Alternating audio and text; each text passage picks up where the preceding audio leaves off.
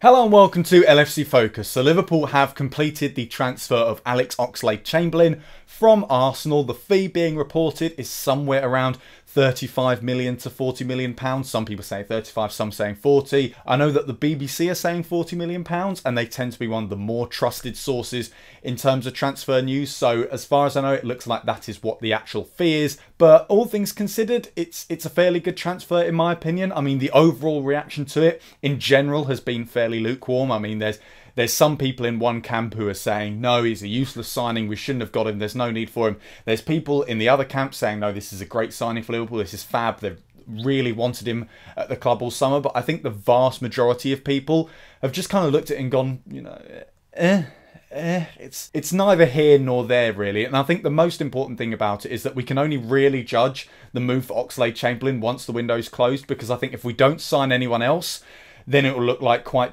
a disappointing end to the window, really, because the whole thing about Oxlade-Chamberlain, and the reason that I think he wasn't necessarily Liverpool's priority, was because we would have liked to have seen the signing if he'd been the cherry on top after securing all our other transfer targets. Like with Gini Wijnaldum, when he came in last summer, Liverpool had already secured all the other players that they desperately wanted, like, for example, Sadio Mane and Joel Matip, players like that. So when they brought in Gini Wijnaldum, even though people didn't quite know what to make with the transfer, we'd already got all of our top targets. We were already fairly pleased with how the window had gone, so we just kind of looked at it and went, yeah, that's fine, that's sound, we haven't got any problems with it. So again, I think we can't really judge where we stand on the Alex Oxlade-Chamberlain signing, or at least I personally can't say where I stand exactly until the window's finished and until we know who else Liverpool have brought in. But for now, I don't necessarily think he is quite a bad signing, because some people have made a big deal about the fee and said, you know, that's too much to be paying for a player of his quality. We could have got him on a free next summer as well. But I mean, we want Liverpool to be challenging at the very top level.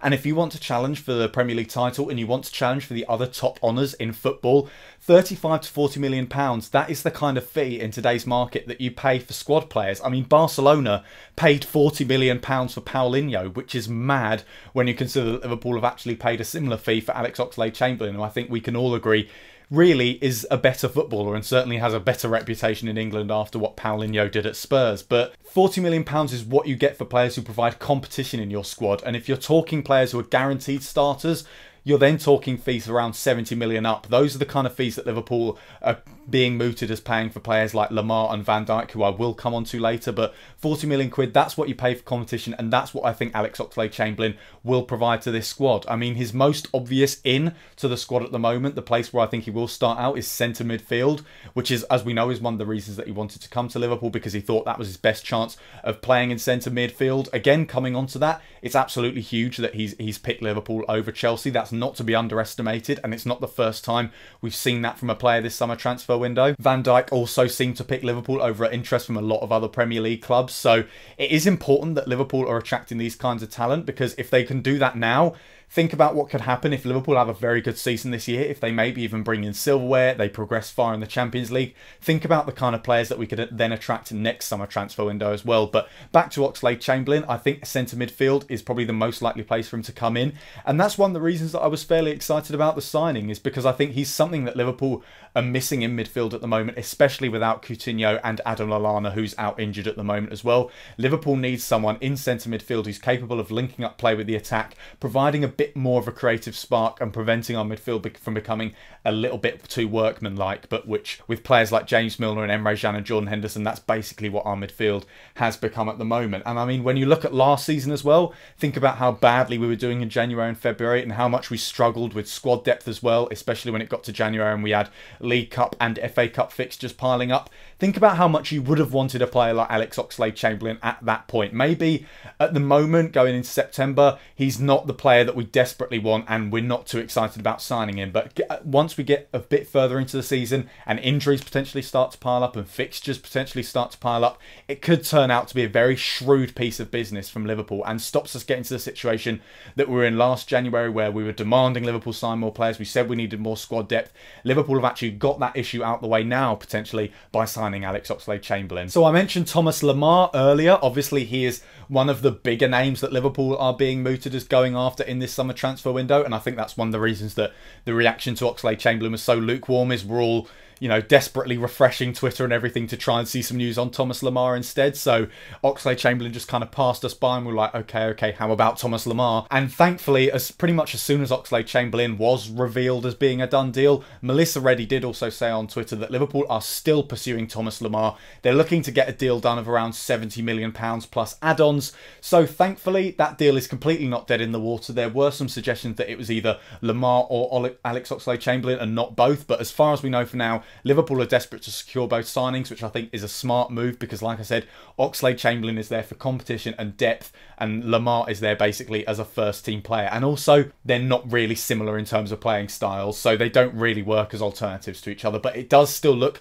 like the Lemar deal is very much on. I mean, it's interesting that Origi seems to have stopped being mentioned. It seems now that Origi is actually being mooted for a transfer to Wolfsburg, which is a bit interesting, something I'm very much behind because, as I've said before on the channel, Origi needs first-team football. He's not going to get it at Liverpool, and while I'd prefer to see him go to Monaco because I think he'd get a better footballing education there, I'm not sure if Wolfsburg are even in the Champions League as well, and I'd rather see Origi playing Champions League football if he wants to secure a future at Liverpool. So slightly disappointed there, but maybe he'd get more football at Wolfsburg, and that's why Liverpool are more interested in that. But interesting to see that he has dropped out of the Monaco deal because that was apparently what Liverpool were thinking of using as a make weight to try and get the deal over the line. So maybe Liverpool will have to push even further. As it stands, Monaco are apparently still after €100 million for Thomas Lemar, so Liverpool may have to push further than that 70 million valuation. I mean, the thing that's most interesting about the Thomas Lemar situation is the fact that because he's playing for France tomorrow, it's apparently possible that Liverpool won't be able to get the deal over the line unless they finish it tonight, simply because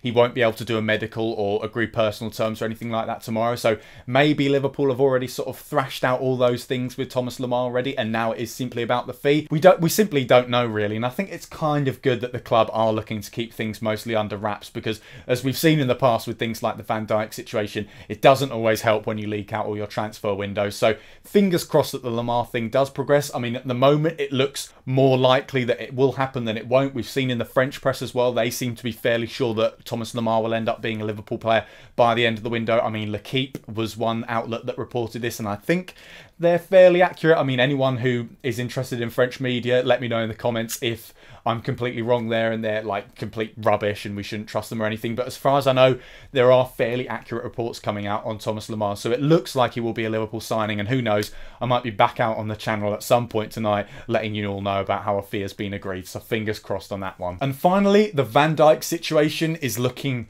pretty uncertain at the moment. I mean, it's still highly possible, I think, that Liverpool will sign him. It looks like maybe we've left that one on the back burner until the actual deadline day for a number of reasons, I think. We know that Arsenal wanted to get Alex Oxlade-Chamberlain out the club as soon as possible because I don't think they liked the vibe it was creating, having a player around who didn't necessarily want to stay there. So it made sense that Liverpool got that deal over the line today. Like I said, there are some certain issues that mean that the Thomas Lemar deal might need to be completed today as well. So it's possible that Liverpool have been completely devoted to those deals today and they've decided to wait until tomorrow for Virgil van Dijk. Still leaving it pretty late given that tomorrow is deadline day, but I think that kind of makes sense as well because we know that Southampton are quite reluctant to sell, and I think it might come down to it where Liverpool are just trying to catch Southampton unawares, put them into panic mode and just kind of basically go into their offices on deadline day, pull their pants down, make everyone laugh at them and then sneak Van Dijk out the back door while they're not looking. I think that's potentially, not literally, that's not what I'm saying is actually going to happen, but kind of what Liverpool will be looking to do to catch